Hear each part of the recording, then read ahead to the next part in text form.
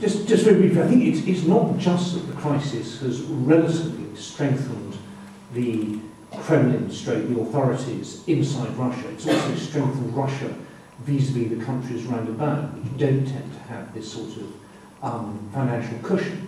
So we see Russia engaging in a very muscular way in Ukraine, for example, buying up a Ukrainian bank, which was going cheap, engaging in Belarus, in Moldova, and possibly also behind the scenes in Latvia. And so although, in a way, we can laugh at them because their system is so corrupt and incompetent and it's all spiralling downwards, actually we're in an even worse mess, at least in this kind of these 6 neighbourhood countries between us and Russia. And so I think in the relative balance of forces, actually to our disadvantage at the moment.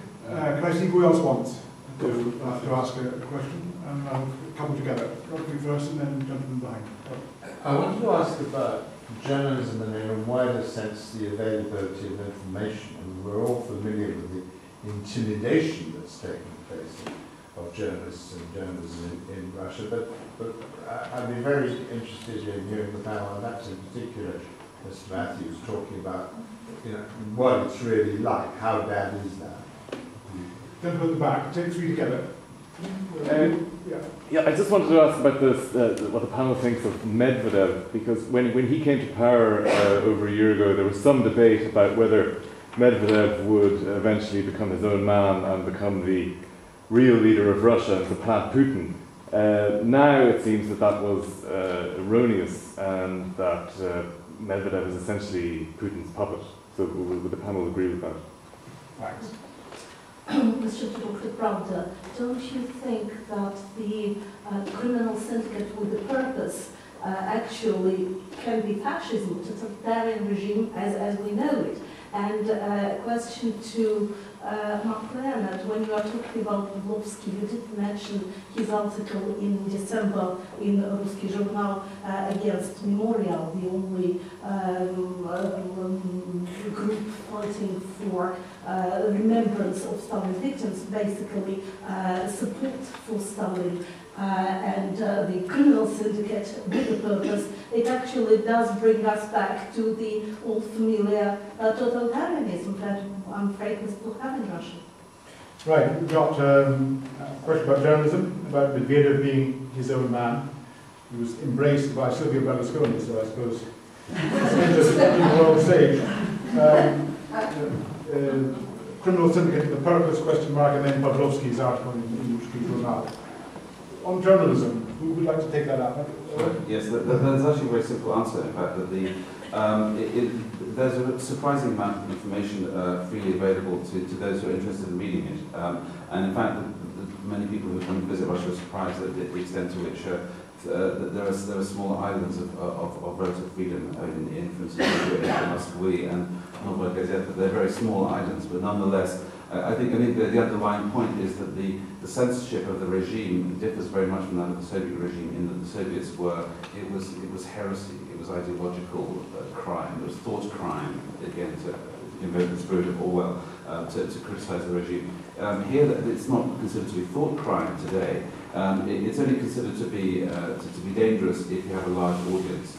Therefore, the state is extremely careful about what's said on major national news media, and they're very careful about controlling major newspapers and making sure they're owned by close mates of the Kremlin. But in terms of the internet, which is still pretty free, apart from some regional prosecutions of bloggers, which is slightly worrying. But the space has been very much squeezed. But I think the intimidation and murder of journalists is not an ideological thing. It's not because they committed ideological heresy or because the regime, like Anna Politkovskaya, my acquaintance and colleague who was murdered 3 years ago. She was not shot because she was an enemy of the state. She stepped on someone's toes, and almost certainly around the president of Chechnya. You get killed if you trespass or threaten someone's financial interests. Then it's in their interest to go and kill you. The state doesn't go around killing people. I think that's an important distinction. And beating up the criminal activists. Well, I think that's slightly different. I think that's old-fashioned KGB tactics. I think that's just intimidation of people who they consider to be making too much noise. But that again speaks to slightly different things. It's the sort of NGO activists which they want to crush and squash. Yeah, I slightly give a different nuance to that. I think that the key concept here is extremism, which is now punishable by death. And there is a law passed, I think, in the summer of 2006, which gives the President of Russia the right to order give the death penalty to people who are extremists at home and abroad. And even if that isn't actually carried out all the time in practice, it's still pretty intimidating. Secondly, you've got the increasing use of psychiatric incarceration, which is one of the most disgusting features of the Soviet era, and now coming back. People being interrogated with a psychiatrist present, sometimes people being sent off to psychiatric institutions against their will and filled up with drugs. That's intimidating whether you're a journalist or a human rights person or just an opposition politician. But I think particularly, certainly it's very dangerous to try and run mass media of a kind that reaches lots of people in Russia.